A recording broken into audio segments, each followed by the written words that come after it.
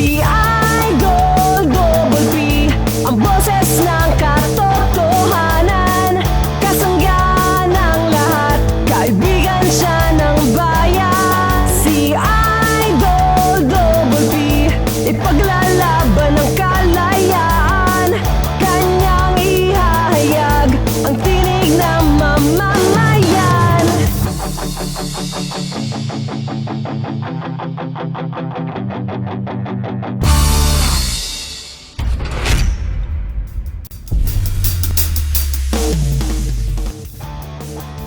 Magandang araw, Pilipinas, at isang mapagpalang tanghali rin sa ating mga Novaesahan at sa lahat na po ng mga manonood sa loob, labas ng ating lalawigan at maging sa iba't ibang panig po ng mundo. Ako pa rin po ang inyong kaibigan, Shane Tarantino, sa ngalan pa rin po ni Sir Philip, Novo-Pitik Show, at ngayong araw, makasama po natin si Permel. Magandang tanghali sa iyo, Permel. Magandang tanghali rin sa iyo, Miss Shane, at sa ating mga viewers. Ako po si Carmel Joy Miguel, ang inyong makakasama ngayong araw. Ang programang ito ay patuloy po nating ginagawang mas interesante sa paghahatid ng mahahalagang impormasyon at balita kasama ang buong puwersa ng TV48 tuwing Miyerkules at Biyernes alas 12 ng tanghali. At bago nga tayo tumungo sa balitang unang sigaw, eto Carmela, sa dami ng mga negatibong balita sa paligid at sa ating bansa, aminin natin na minsan, di ba, nakaka-drain, nakaka-stress, at nakaka-drain talaga ng energy. Tama ka dyan, Miss Shane. Kaya naman dapat talaga ay humanap tayo ng timing para makahinga man lang kahit sandali. Pasiyahin muna natin ang buhay-buhay at itawa lang natin yung mga stress. Yes, tama ka dyan. So, kailangan natin ngayon ng pampasiglang bilang. Napakamot ulo ang ating teknika. Kaya heto na, mga kaibigan, break muna tayo sa mga seryosong usapan at mas masaya ito dahil makakasama din natin ang ating mga student interns mula po sa CLSU at WUP or Wesleyan University. Dito lamang po yan sa ating Double Please Go. Go ka na!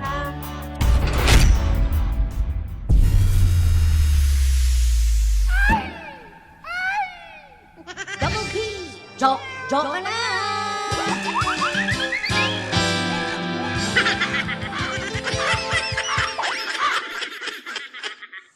Anong hayop ang palaging sumasabog? Ano? Eddie, pago! Bakit madaling timbangin ang mga isda? Bakit? Dahil marami silang scale. Matalino ka ba talaga? Oo naman. Sige nga, sagutin mo nga ako.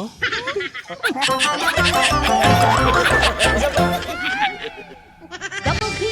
Joke ka na!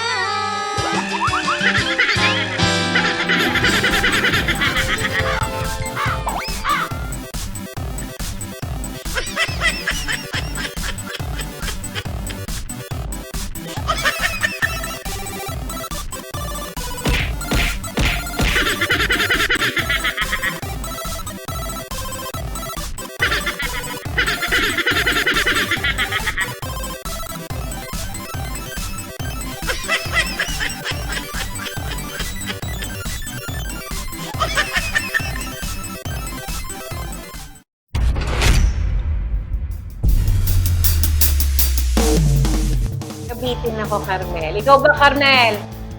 Meron ka bang banat jokes na Hindi po ako nakakapag-prepare ng mga jokes na ganyan. Oo, pero maraming salamat pa rin doon sa ating mga student intern mula po sa Wesleyan at CLSU. Kahit sa paanong paraan, napangiti naman din tayo nila. So maraming salamat. Ang naging nabenta sa akin dyan, yung pagong. May mga gong, nagogong, sumasabog, pagong. Anyway, pati mga stinger na yan. Oo, yun yung nakakatawa rin. Anyway, yun po ang ating double piece joke na maraming salamat. WUP at syempre sa ating CLSU student interns. Wag po kayong bibitiw dahil susunod naman po ang ating balita ang una.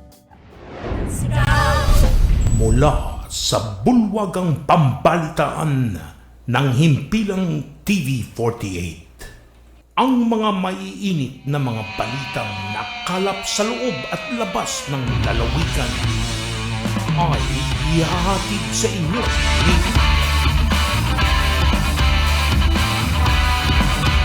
Philip Double P. Picture kasama sina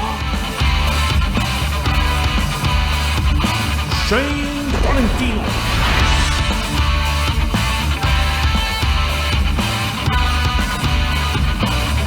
Amber Salazar.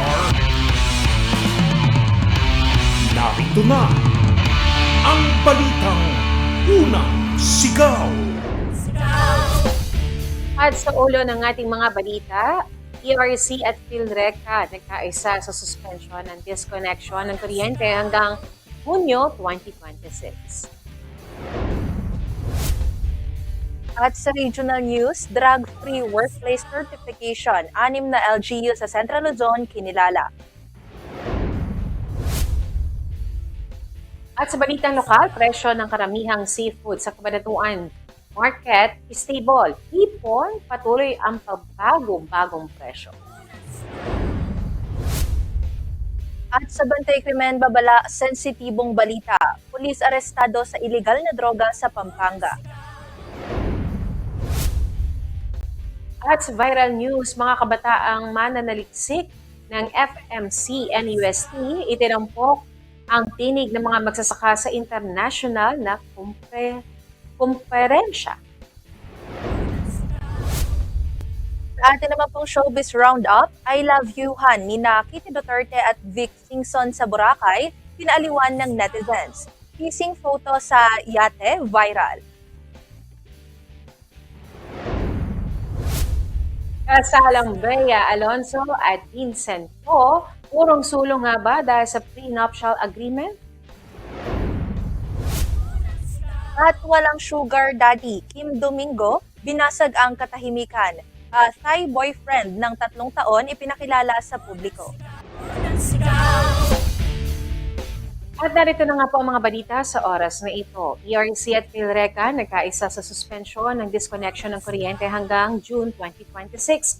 Bawal putulan ng kuryente ang mga power consumers sa buong bansa simula ngayong buwan ng Mayo hanggang Hunyo 2026. Ito po ang tinayak ng Philippine Rural Electric Cooperatives Association of PhilReca, ang kahandaan ng bawat electric cooperative sa utos na ito. Ayon kay PhilReca Executive Director Attorney Janine Lepay Colingan, sanay na ang mga kooperatiba sa ganitong sitwasyon. Sa katunayan, nagawa na nila ito noong panahon ng pandemya at iba pang malalaking sakuna. Ang hakbang na ito ay alinsunod po sa direktiba ng Energy Regulatory Commission o ERC para sa publiko. Inilabas ang kautusan dahil sa nararanasang krisis sa produktong petrolyo dulot ng mga kaguluhan sa Middle East. Bukod po dito, layunin nitong bigyan ng sapat na palugit ang mga pamilyang hirap sa mga bayarin ngayon. Samantala, nasa 111 na electric cooperatives ang nagpapatupad na ng utay-utay na pagbabayad para sa mga consumers. Nagpahayag ng iba't ibang saloobin naman ang mga residente natin dito sa Nueva Ecija tungkol sa pansamantalang ginhawa na hatid ng suspensyon. Samantala, binigyan diin ng consumer na si Marilu Castro na tila walang maitutulong ang suspensyon na ito. Naniniwala siya na kailangan pa rin itong bayaran kaya mas mainam sana kung may discount. Hindi siguro kasi babayaran ko rin yun eh. Ano, naitulong doon, di wala. Babayaran ko din kung sana may discount or kung pwede. Yung hindi nila pagputol, babayaran ko rin yung buo na yun pagdating ng June. So ano, naitulong doon, wala. Ayon naman kay Christopher Calosa, makakatulong ang utos na ito para sa mga pamilyang walang pambayad. Gayunpaman, pinaalalahanin ni Calosa ang publiko na dapat pa rin pag-ipunan ang bill dahil tsak na maiipon ito. Parang maiipon lang din yun, maiipon. Pero, siyempre, sa mga walang ibabayad sa Mayo hanggang June, ano rin, yung may tulong din dahil hindi sila maobliga na magbayad. Kumbaga, ano lang, parang susunod na buwan, kailangan parang pag-ipunan na nila yung susunod. Ganun. Kung installment naman ang pag-uusapan, pabor ang mga consumer dito basta siguradong walang kalakip na tubo. Sa kabilang banda, mas mabuting bayaran na agad ang bill kung may pera ayon kay Castro. Ito ay upang hindi na makaabala pa sa trabaho o maging pasanin sa mga susunod na buwan. Makakatulong, pero kung may pambayad ka na rin lang, bayaran mo na kasi sagabal pa sa trabaho yun abala pa eh. Kung may pambayad, bayaran. Pero kung talaga walang pambayad, wala kang choice kundi gawin mong installment. Kung walang tubo, pwede. Kung hindi nag-i-increase, pwedeng yung utay-utay, makakaano talaga yun, makakatulong. Kasi ano yung bababa eh. Tapos unti-unti mo lang din babayaran. Bilang pagtalima sa utos ng ERC, naglabas na rin ng opisyal na abiso ang NECO 2 Area 1. Ang suspensyon ng disconnection ay epektibo simula May 2026 hanggang July 2026 billing cycle. Nilinaw ng kooperatiba na maaari pa rin maputulan ang sinumang hindi nakabayad ng bill noong April 2026. Samantala, ang staggered payment naman ay para lamang sa mga consumer na kumukonsumo ng 200 kilowatt-hour pababa. Maaaring bayaran ang bill ng Mayo hanggang Hulyo at ang Hunyo naman ay hanggang Agosto. Ngayon din ang bill ng Hulyo ay pwedeng bayaran hanggang Setyembre ngayong taon. Dahil dito, hinihikayat pa rin ng mga may kakayahan na magbayad sa tamang oras. Mahalaga ang suporta ng bawat member, consumer, owner para sa tuloy-tuloy na serbisyo ng ating kooperatiba. Higit sa lahat, ang disiplina sa pagbabayad ay makakatulong po upang maiwasan ang pagpapatong-patong ng utang. At sa atin naman pong regional news, drug-free workplace certification, 6 na LGU sa Central Luzon kinilala. Drug-free workplace certifications ang iginawad ng Regional Peace and Order Council o RPOC3 at Department of the Interior and Local Government o DILG, Central Luzon sa 6 na bayan sa rehiyon. Kinilala ng konseho ang mga lokal na pamahalaan na napanatiling malinis ang kanilang mga opisina at mga empleyado mula sa iligal na droga. Dahil dito, binigyang diin ni RPOC3 Chairperson at Zambales Governor Hermogenes Ebdane Jr. ang kahalagahan ng pagkakaisa ng bawat sangay upang tuluyang mapuksa ang krimen sa buong Central Luzon. Sa Nueva Ecija, tumanggap ng certificate ang mga bayan ng Jaen at Licab. Habang kinilala rin ng konseho ang mga bayan ng Bulacan, North Zaragay at Giginto na matatagpuan sa lalawigan ng Bulacan. Ang drug-free workplace certification ay iginawa din sa bayan ng Santa Ignacia sa probinsya ng Tarlac. Ang mga awardee na ito ay sumailalim sa masusing pagsusuri ng DILG upang masiguro ang kalinisan ng kanilang hanay. Sa pamamagitan ng pagkilalang ito, masisiguro na ang mga empleyado ng gobyerno ay nagtatrabaho ng malinis at maayos. Ang mga ganitong parangal ay magsisilbing inspirasyon sa iba pang mga bayan na paigtingin ng kanilang mga lokal na polisiya kontra iligal na droga. Sa balitang lokal, presyo ng karamihang seafood sa Cabanatuan Market stable. Hipon, patuloy ang pabago-bagong presyo. Isisigaw ni Elsa Navalio. Sa Cabanatuan City Public Market, nananatiling stable ang presyo ng karamihan sa seafood products ayon sa Digna and AG Fresh Seafoods na kumukuha ng supply mula sa Malabon at Nabotas. Ang hipon lamang ang madalas magbago ang presyo dahil sa babago-bagong supply at demand sa merkado. Ang kasalukuyang presyo ng bangus ay mula 270 pesos hanggang 290 pesos kada kilo, habang nasa 320 pesos hanggang 380 pesos naman ang presyo ng iba't ibang uri ng dalagang bukid. Naglalaro naman sa 450 pesos ang presyo ng pampano at baby pusit o native squid, samantalang 280 pesos ang galunggong o ang gigi. Patok rin sa mga mamimili ang salmon products kung saan nasa 220 pesos ang ulo ng salmon at 440 pesos naman ang salmon belly. Bukod dito, mayroon din sariwang bisugo na mabibili sa halagang 440 pesos, 380 pesos ang hasa-hasa, tilapia na nagkakahalaga ng 150 pesos kada kilo at tahong na mabibili rin sa parehong presyo. Samantala, umaabot naman sa 650 pesos kada kilo ang presyo ng sariwa at malalaking alimango na isa sa mga pinaka-premium na seafood sa pamilihan, habang 550 pesos hanggang 650 pesos naman ang presyo ng masarap na hipon. Ayon kay AJ ng Digna and AJ Fresh Seafoods, nakaaapekto ang pagtaas ng presyo ng petrolyo sa kanilang operasyon, kaya mas dumalang ang paghahango at pagdating ng seafood supply sa pamilihan. Mas madalang, matumal po eh. Hindi pwede araw-araw bumiyahe. Kasi matatalo kami, lalo na po sa yelo, apakainit. Ang mahal pa po ng yelo. Puro yelo-yelo lang nangyayari. Matumal po. Kasama si Jeremy Ramos at Thomas Sanal, Elsa Navallo, para sa Balitang Unang Sigaw.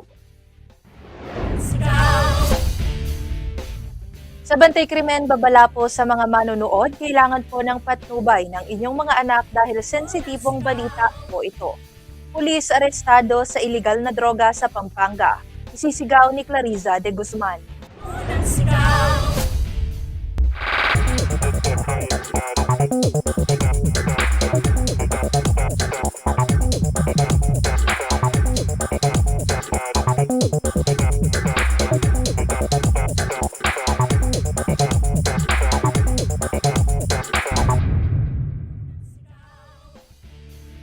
Isang pulis arestado sa ilegal na droga matapos mahuli sa ikinasang buy-bust operation ng Police Regional Office 3 noong May 12 sa Pampanga. Kinilala ang suspect na 28-year-old patrolman mula sa Mexico Police Station. Dinakip siya sa Purok 5, Barangay San Jose, sa lungsod ng San Fernando. Ayon sa mga autoridad, nakumpiska mula sa kanya ang tinatayang 105 grams ng suspected shabu na nagkakahalaga ng higit 700,000 piso. Pinangunahan ng Provincial Drug Enforcement Unit ng Pampanga Police Provincial Office ang operasyon, katuwang ang iba pang law enforcement agencies. Nahaharap ngayon ang suspect sa kasong paglabag sa Comprehensive Dangerous Drugs Act of 2002. Ayon kay Police Regional Director Jess Mendez, patunay ang operasyon na walang sino man ang above the law. Dagdag pa niya, magpapatuloy ang internal cleansing at anti-drug operations upang mapanatili ang integridad ng Philippine National Police. Madala sa ating viral news, mga kabataang mananaliksik ng FMC NUST, itinampok ang tinig ng mga magsasaka sa international na kumperensya. Isisigaw ni Jovelyn Castret.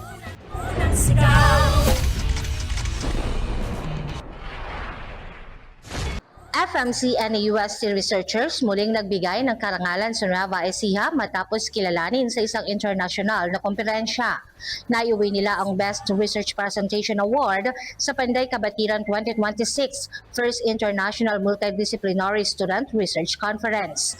Tampok sa pag-aaral ng grupo mula sa Fort Magsaysay Campus ng Nueva Ecija University of Science and Technology ang kalagayan ng mga magsasaka sa Palayan City. Bukod dito, tinalakay nila ang mahalagang papel ng Farmers Association sa komunidad. Pinamagatan nila ang kanilang research na The Role of Farmers Association in the Economic Well-being of Farmers in Palayan City. Nakatuon ito sa mga magsasaka mula sa Barangay Langka at Barangay Doña Josefa. Sa kanilang pag-aaral, natuklasan ng grupo ang kahalagahan ng Farmers Associations. Ayon sa kanilang findings, mas napapansin ng ahensya ng gobyerno at nabibigyan ng suporta ang mga miyembro ng samahan kumpara sa mga individual na magsasaka. Yung naging outcome po namin sa may study po namin, ang lumabas po na result is yung Farmers Association po, malaki po yung naging tulong po niya sa mga members po. Dahil po naging way din po siya para po makahingi din po ng support sa may Department of Agriculture. Kasi po, yung mga na-interview po namin na mga respondent po namin, sabi po nila kung isa-isa po sila na manghihingi po ng support is hindi po sila ganun napapansin, hindi po sila napagbibigyan.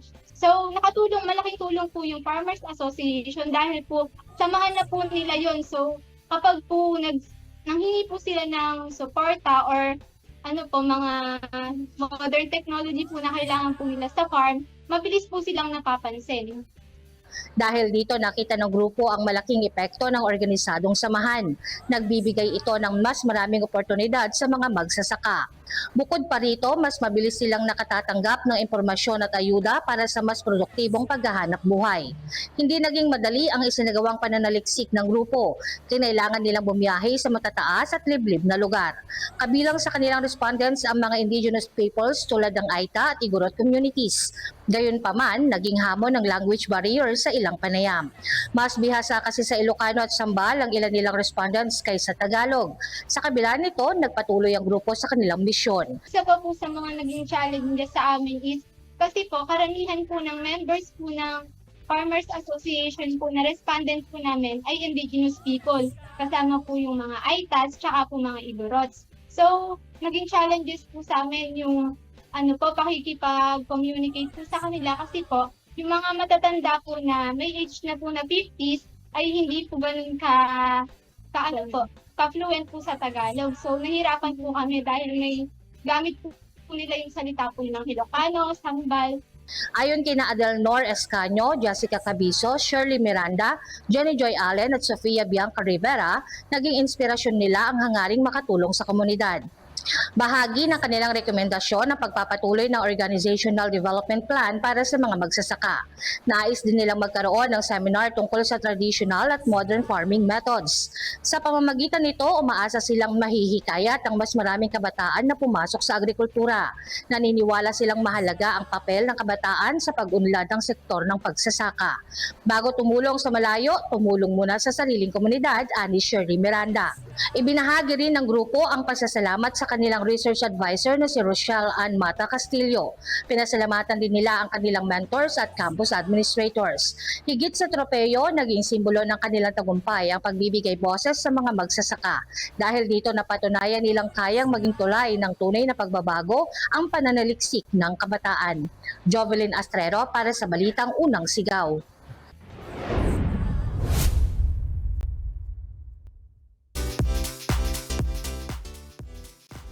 Malaking palaisipan ngayon sa mundo ng showbiz kung matutuloy pa ba ang kasalang Bea Alonzo at Vincent Co. Usap-usapan ngayon ng mga entertainment columnists ang mga matitinding hamon na kinakaharap ng kanilang relasyon. Ayon sa mga ulat, nagkaroon ng malaking pagkaantala sa kasal dahil sa kanilang prenuptial agreement o ang kasunduan bago ang kasal. Dahil dito, dumarami ang mga haka-haka, komento at pagsusuri mula sa publiko.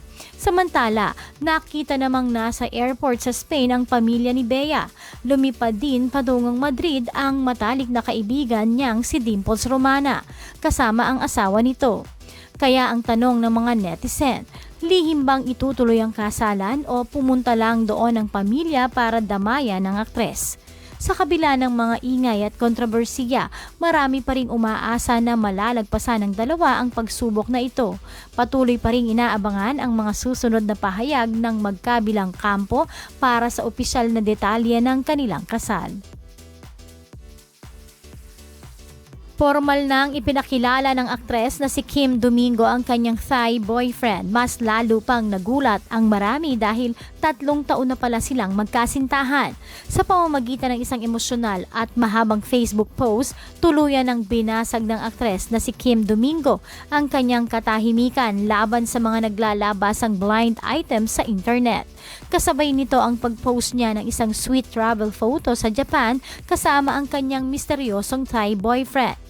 Ayon kay Kim, napilitan siyang magsalita para protektahan ang kanyang dignidad at bilang pagrespeto na rin sa pamilya ng kanyang karelasyon. Ito ay matapos siyang iugnay ng mga basher sa isang lokal na politiko. Tahas ang itinanggi ng aktres ang mga akusasyon na mayroon siyang sugar daddy. Giit niya lahat ng kanyang ari-arian at tinatamasa ngayon ay produkto ng kanyang sariling kayod, puyat at pagod sa showbiz. Inihayag din ni Kim na naging second home niya ang Thailand kung saan malaya siyang namumuhay bilang isang ordinaryong tao. Viral ngayon sa social media ang mga larawan mula sa Boracay getaway ng bunsong anak ng dating Pangulo na si Kitty Duterte at ng politikong si Vic Singson.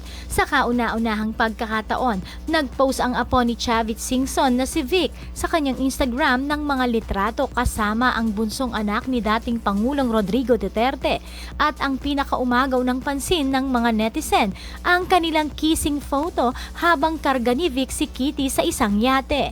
Lalo pang nagliyab ang kilig at espekulasyon nang mag-iwan ng komentong love you si Kitty sa post na sinagot naman ni Vic ng I love you. Todo reaksyon naman ang mga netizen sa tinatawag ngayong bagong power couple mula sa dalawang kilalang pampulitikang pamilya sa bansa.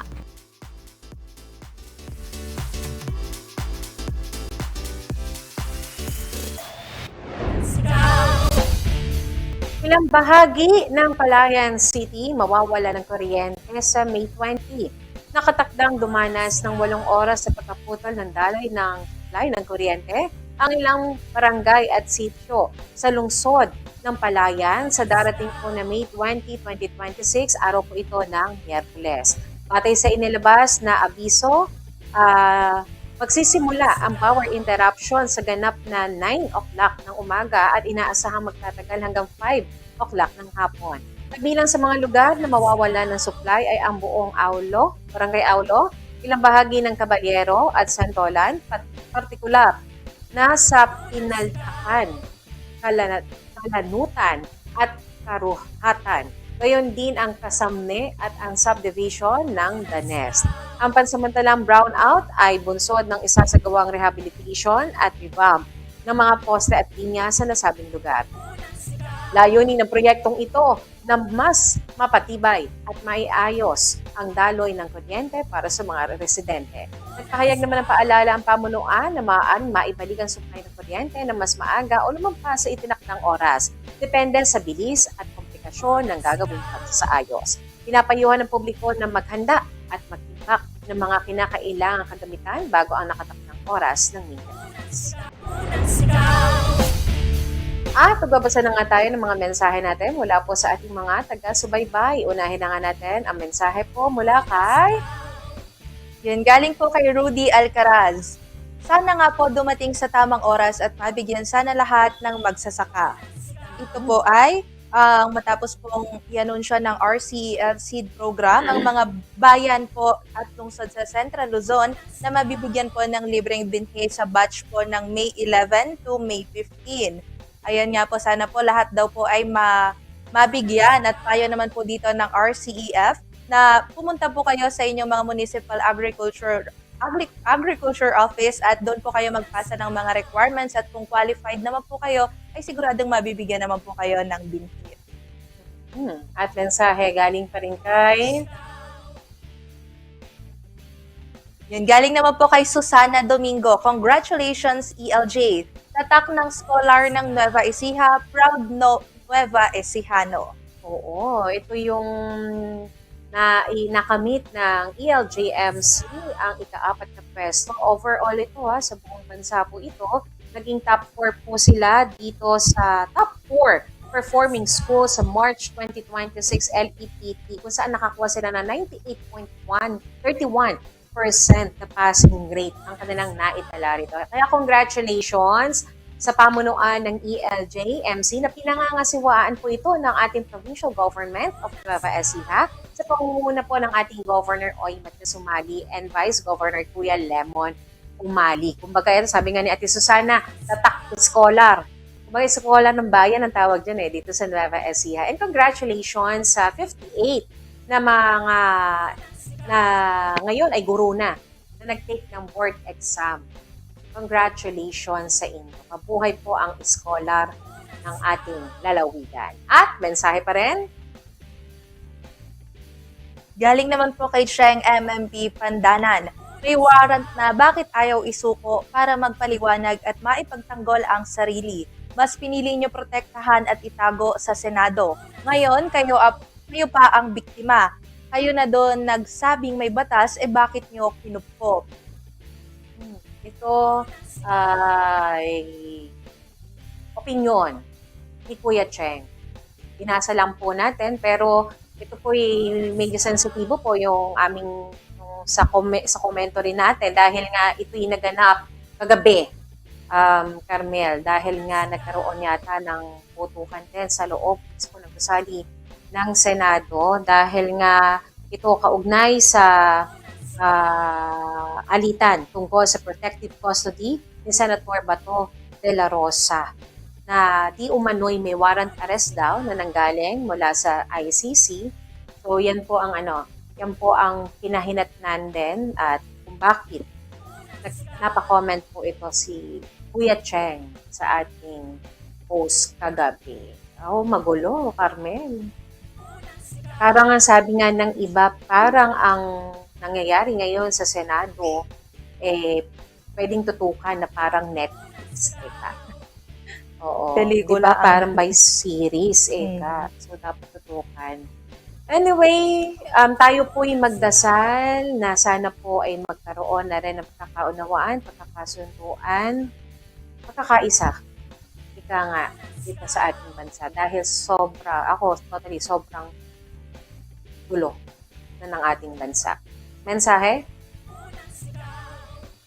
Yan. Galing naman po kay Honor Lagasca. Sana po makarating din dito sa barangay Palosapi, Science City of Muñoz para makabili din kami ng murang bigas. Abangan po ninyo yan. Ito yung 20 pesos na per kilo ng bigas na isang programa ng ating provincial government of Nueva Ecija. Sa pangunguna pa rin po ito ni Governor Oy Matias Umali at ang ating Vice Governor Kuya Lemon Umali. Iniikot naman yan, Carmel, yung 849 na barangay dito sa ating lalawigan. At napakomment ito si Ate Honor doon sa pagdalaw, pagbisita rin ng ating bigas para sa masa, alin ng mga magsasakang Nuevo Ecijano sa bayan ng San Isidro, kasabay na request ni Mayor Dong Lopez dahil nga ngayon ay dahil nga pista ng bayan doon sa kanilang lugar. Kaya mabuhay po si Apo Idro.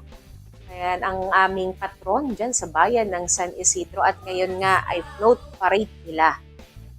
Oo, may artista, Carmel. Si Ashley Ortega. Tapos may isa pa Tawa na lang tayo. Anyway, may mensahe pa tayo. Last na to, okay. Ayan. Galing naman po kay Bernardo Ram. Congratulations, Bayan ng Likab, mabuhay Likabenyos. Ito po ay matapos pong maging nominado sa Philippine Leaf Awards para sa Best Agricultural at Cultural Festival ang bayan po ng Likab. At sa katunayan nga po, nagpapatunay po ito ng kagandahan ng mga festivals natin dito sa Nueva Ecija dahil nakikita po ang kanilang kultura at ang kabuhayan po ng mga magsasaka. Kaya't hindi lamang po ito sa bayan ng Likab dahil kabilang din po sa mga nominado ang Festival sa Llanera sa San Jose, sa Pantabangan at sa Rizal. Kaya makikita po talaga natin ang kultura ng Nueva Ecija. Dito po, sila po ang mga nominees. 5 po silang nominees na galing po lahat sa Nueva Ecija. Actually, Carmel, pinubuhay natin ang turismo dito sa ating lalawigan. At katulong nga po natin dyan ang Provincial Tourism Office. Ayan, hello kay Ma'am Mara. At syempre, yung mga festival na yan dito, hindi lamang yan sa mga binanggit mong bayan dahil marami pa tayong masasaksihan sa mga susunod na buwan. Dahil ito na po yung, yung quarter, ng kapistahan hanggang June. Alam ko dyan. Festival O season. festival. Lalo na itong buwan ng Mayo. Bukod sa Flores de Mayo, yung mga ilang festival pa sa iba't ibang bayan ng ating lalawigan at ating patutok. Wala na tayong mensahe. Go ahead, Carmel. At yan na nga po ang mga balitang nakalap mula sa loob at labas ng ating bansa. Ako pong muli si Carmel Joy Miguel. At ito pong ating programa ay hatid pa rin po sa atin ng BPTV System and Technology.